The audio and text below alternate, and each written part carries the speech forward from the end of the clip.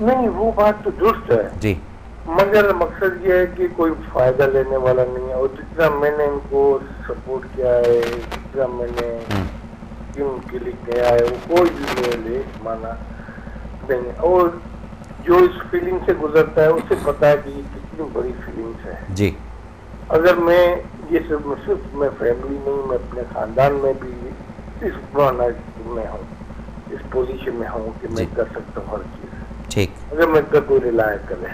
جی مگر یہ جو بھی میں میسج دینا چاہتا ہوں کہ جہاں جہاں جو یہ کریکٹر ہیں جس فیملی میں، خدا را ان کی قدر کیا جائے، قدر کیا کریں۔ جو بہت آدمی فیس کرتا ہے۔ ٹھیک ہو گیا جناب، ہاں ہاں اور کچھ کہیں گے؟ ہاں، میں یہ بھی کہنا چاہتا ہوں کہ اگر ہر معاملے کا حل جو ہے ہو سکتا ہے، کوئی ایسا مسئلہ نہیں ہے جس کا حل نہیں ہو سکتا۔ جی اگر اس ملک کے لیے اگر کوئی بھی ضرورت ہو تو میرے لیے یہ کوئی مسئلہ نہیں ہے اس ملک کو سدھارنا، کیا بات کر اگر دی میری بات پہ بالکل رلائے کی جائے، کوئی ٹھیک مسئلہ نہیں ہے۔ ٹھیک ہو گیا جناب، ٹھیک ہے جی، تھینک یو۔ بہت شکریہ جی، السلام علیکم۔ جی ناظرین، کریکٹر کی ضرورت کب پیش آتی ہے؟ کریکٹر کی ضرورت اس وقت پیش آتی ہے جب ہم اپنے آپ کو سنبھال نہیں پاتے، ہم اپنے آپ کو قائم نہیں رکھ پاتے، ہم اپنی بات کے اوپر سٹیبل نہیں رہتے، اس وقت اس کریکٹر کی ضرورت پڑتی ہے۔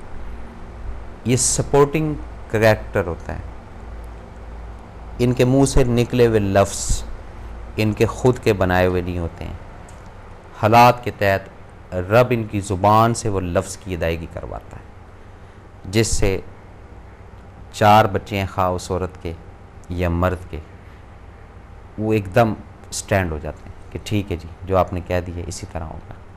یہی اوبیڈینٹ پن ہوتا ہے، یہی تابع داری ہوتی ہے۔ اور دلچسپ اور مزے کی بات، یہ وہ کریکٹر ہیں جو بے لوث ہوتے ہیں،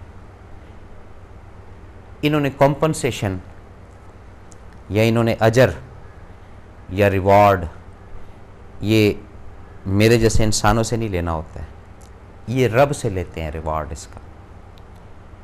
اور یہ جب کام بھی اس طرح کے کر رہے ہوتے ہیں تو اس وقت اپنے رشتے ناتوں کو نہیں سامنے رکھتے ہیں، یہ بھی بتا دوں میں آپ کو، ان کے اندر رب وہ جذبہ کریٹ کر دیتا ہے کہ تم جو کر رہے ہو میری خوشی کے لیے کر رہے ہو، اپنے بھائی کے لیے نہیں کر رہے ہو، اپنی اولاد کے لیے نہیں کر رہے ہو۔ یہ رب کی دین ہوتی ہے جی، میں نے آپ کو بتایا، یہ ہر فیملی میں نہیں ہے، ہر کنبے میں نہیں ہے، لیکن ہر خاندان کے اندر اس طرح کا ایک کریکٹر ضرور ہے۔ وہ کریکٹر جب آئیڈینٹیفائی ہوگا پھر ہم اس کی طرف رجوع کرنا شروع کریں گے۔ وہ کریکٹر آئیڈینٹیفائی جو ہے یہ 99% وصالت کے بعد آتا ہے، یہ میں آپ کو بتا دوں۔ وہ بڑی ایک مشہور اپنا شعر تھا کہ تیری جانے کے بعد تیری یاد آئی، سائر لدھیانوی صاحب کا آئی تھنک یہ شعر تھا۔ تو جب لائیو ہوتا ہے نا، بندہ آمنے سامنے ہوتا ہے، اس وقت اس کریکٹر کی قدر اتنی نہیں ہو پاتی، اس لیے نہیں ہو پاتی کہ وہ کریکٹر کا جو فنکشن ہے، کریکٹر کا جو کام ہے، وہ اس حد تک رہتا ہے جس حد تک میرا تقاضا ہے یا آپ کا تقاضا ہے۔ جیسے ہی ہمارے تقاضے ختم ہو جاتے ہیں، ہمارے تقاضے پورے ہو جاتے ہیں، ہم ان کریکٹرز کو کسی سائڈ پر کر دیتے ہیں کہ جناب اب آپ یہاں پر بیٹھ جائیں، آرام سے کھائیں پئیں، موج کریں، آپ کوئی ایفرٹ تکلیف نہ کریں۔ یہ ہم اس کریکٹر کے ساتھ مزید ظلم کر رہے ہیں، اس کریکٹر کی جو مزید انرجی ہے اس کا ہم دل بھی توڑ رہے ہیں۔ کیونکہ تھوڑا سا غور کریں اللہ کے بندو، وہ کریکٹر ہی تھا جس نے آپ کو معاشرے کے اندر ایک اچھا ایکٹر بنایا، معاشرے کے اندر آپ کو چلنا پھرنا سکھایا، معاشرے کے اندر آپ کو تمیز سکھائی، لیکن ہم دور ہیں۔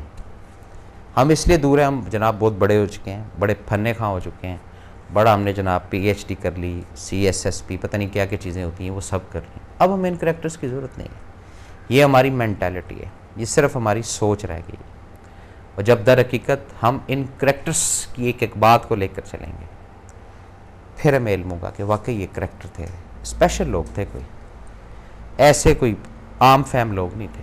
بیوقوف لوگ نہیں تھے، جاہل قسم کے لوگ نہیں تھے.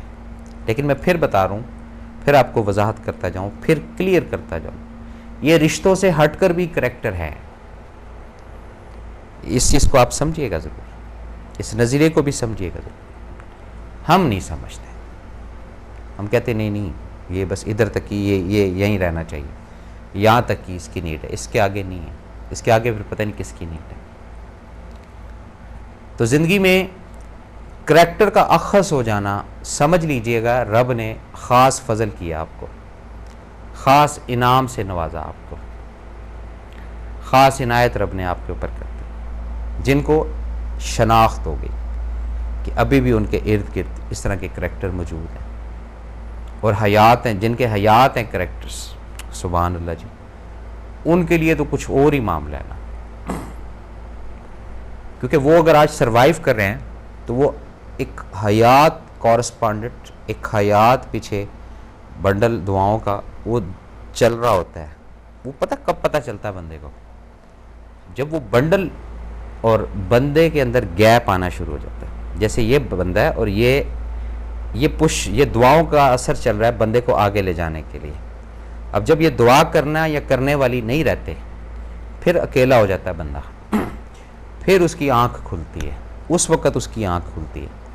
پھر وہ 2 دن 3 دن تو ایک کیفیت میں رہتا ہے، پھر جب پریکٹیکل لائف کے اندر آتا ہے پھر وہ کہتا ہے اوہو یہ تو بہت بڑا ہی لاس ہو گیا، یہ تو ایک ایسا لاس ہو گیا، اس کا ازالہ اب میں تو نہیں کر سکتا پورا. پھر اس کی کمپنسیشن، پھر اس کی ملم، جس کو کہتے ہیں برنال، کٹ گیا وہ برنال لگائیے، یہ لگائیے، وہ لگائیے. پھر رب کے اوپر جو ایک مٹیریل بنایا ہوا رب نے جو اپنی لیبارٹری کے اندر، وہاں سے پھر کوئی دوائی ادھر آتی ہے. اس دوائی کا لگنا اور بندے کا اس غم سے ہٹنا، یہ ملم ہوتی ہے رب کی. اچھا اب دوائی کے بھی کئی روپ ہیں، یہ بھی بتا دوں میں آپ کو. کالر بھی ایک. السلام علیکم. وعلیکم السلام جی. جی جناب حکم. میرا نام محمد سعید ہے، میں کوئی آدھے گھنٹے سے آپ کا گفتگو سن رہا ہوں. بہت شکریہ سعید صاحب، آپ نے اپنا قیمتی وقت اس گفتگو کو دیا. حکم کریں سر. نہیں میں نے کیا کہنا، لیکن مجھے ایک حدیث یاد آ گئی جی، جو بات آپ کہہ رہے ہیں تو پھر میں مجبور ہوا کہ وہ بھی بیان کر دوں. بالکل کریں سر. یہ رسول پاک صلی اللہ علیہ وسلم نے جب کوئی علاقے فتح کیے تھے تو عدی بن حاتم جی آ گئے تھے، لیکن ان کی بہن ان کو لے آئی رسول پاک صلی اللہ علیہ وسلم کے پاس. جی عدی بن حاتم کہتے ہیں جب میں حاضر ہوا تو رسول پاک صلی اللہ علیہ وسلم ایک خطبہ دے رہے تھے. جی اور انہوں نے کہا کہ انسان اپنے آپ کو تصور کرے کہ اللہ کے حضور میں کھڑا ہے. جی اور وہاں اللہ تعالیٰ پوچھے گا میں نے تمہیں بہت کچھ دیا تھا، تم نے آگے کیا بھیجا ہے؟ جی بالکل ٹھیک. تو وہ ادھر ادھر دیکھے گا، کچھ نہیں ملے گا. ہاں تو اس پر رسول پاک صلی اللہ علیہ وسلم نے کہا کہ اللہ تعالیٰ نے اتنی نعمتیں دی ہوئی ہوتی ہیں، اگر زیادہ نہیں دے سکتے تو آدھی کھجور ہی دے دو. اللہ اکبر، ٹھیک ہو گیا. اور اگر یہ بھی نہیں ہے تو پھر کہا کہ نیک بول دے دو. یہ جو نیک بول دینا ہے نا، اگر ضروری ہے آدمی کے پاس مال و دولت ہو، وہ نہیں ہے تو نیک بول دینے کی بھی تلقین ہے، اس کی بھی جزا آخرت میں ملے گی. میں یہ بتانا چاہتا تھا، یہ آپ کا جو ساری بات آپ کہہ رہے ہیں اس کا لب لباب بھی یہی ہے. سر بہت شکریہ جناب آپ کا. السلام علیکم. اور کچھ کہنا چاہیں گے جی؟ السلام علیکم. جی ناظرین، تو بات ہو رہی تھی کسی ایک سے اپنے آپ کو سیف محسوس کرنا، کسی ایک فرد واحد سے، اور پھر اس کا اس دنیا سے چھوڑ کر چلے جانا، اور اس کا امپیکٹ ہماری شخصیت پہ کیا پڑتا ہے، مثبت یا منفی. اگر اس کریکٹر نے پوری ادائیگی کے ساتھ آپ کا تعاون کیا یا آپ کا ساتھ دیا بغیر کسی غرض یا بغیر کسی لالچ کے، تو تمام عمر آپ اس کو بھلا نہیں سکیں گے. یہ آپ کو بتاؤں، جب تک آپ کی سانس میں سانس ہے. اور وقتاً فوقتاً اس کریکٹر کا، اس پرسنالٹی کا، اس ذات کا ذکر آپ کرتے رہیں گے. کھانا کھاتے ہوئے وہ اس کی یاد آپ کو آ جائے، گاڑی چلاتے ہوئے آپ کو اس کی یاد آ جائے، کوئی مکالمہ پڑھتے ہوئے آپ کو اس کی یاد آ جائے، کسی کتاب کو آپ پڑھ رہے ہوں اور اس کے بول اس کے ساتھ مل رہے ہوں تو اس کی یاد آئے گی. کیوں؟ یہ زندہ کریکٹر ہوتے ہیں، یہ تا حیات کریکٹر ہوتے ہیں. یہ ایکسپائر ہونے والے کریکٹر ہرگز نہیں ہوتے. یہ چھوڑ کے جانے والے کریکٹر ضرور ہوتے ہیں کیونکہ یہ ایک مشیت ہے جسمانی طور پر یہاں سے موو کرنے کی. در حقیقت یاد کے طور پر، یاد کے کنیکشن کے طور پر یہ اندر ہی رہتے ہیں، اور ان کو اندر ہی جو رکھتا ہے، اندر ہی جو قائم و دائم رکھتا ہے، وہی اصلاح پاتا ہے، وہی فلاح پاتا ہے. اسی کے لیے پھل آتے ہیں، اسی کے لیے محبت کرنے والے آتے ہیں، اسی کے لیے چاہنے والے آتے ہیں، اسی کے لیے عزت کے دروازے کھلتے ہیں. اور جو ان کریکٹرز کی قدر نہیں کر پاتا وہ ادھر بھی ذلیل ہوتا ہے، ادھر بھی ذلیل ہوگا. یہ بھی ذہن میں رکھیے گا. وہ ڈسٹرب رہے گا، وہ الجھن میں رہے گا، وہ پریشان رہے گا. یہ بڑی لمبی اس کے اندر گفتگو ہے.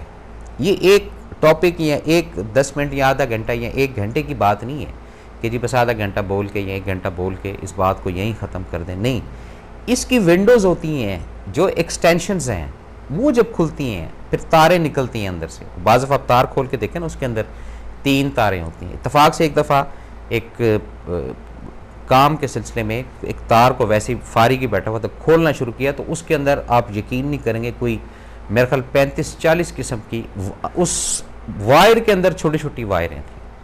تو جب یہ کانسیپٹ آپ کے سامنے رکھا نا کہ کسی ایک کے جانے سے ہم اپنے آپ کو غیر محفوظ کیوں سمجھتے ہیں، تو جب اس کی تاریں آپ کھولنا شروع کریں گے، اس کی ونڈو آپ کھولنا شروع کریں گے، پھر کہیں جا کے آپ کو علم ہوگا کہ اوہو غلطی میں رہے ہم لوگ، اندھیرے میں رہے ہم لوگ، ہم نہیں سمجھ پائے.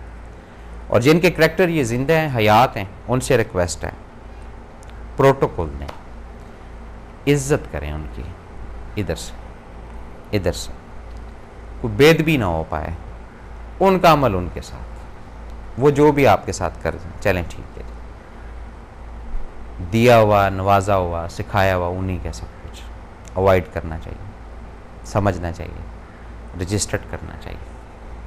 انسان ہے کبھی دل بھر آتا ہے، کہہ دیتا ہے نہیں یار یہ زیادتی ہو گئی ہے، یہ اس طرح ہو گیا، اس طرح نہیں ہونا چاہیے تھا. یہ فیلنگ ادھر بھی یہی چل رہی ہوتی ہے کہ ہاں ہو گئی ہے زیادتی. اب اس کا ازالہ کس طریقے سے کیا ہے؟ ازالہ کرنے کے لیے سامنے آنا پڑتا ہے. ناظرین، ٹرانسمیشن والوں نے بولا کہ جی اب آپ اینڈ کر دیں. اس کے ساتھ ہی اپنے میزبان SM افضل کو اگلے پروگرام تک اجازت. اللہ حافظ.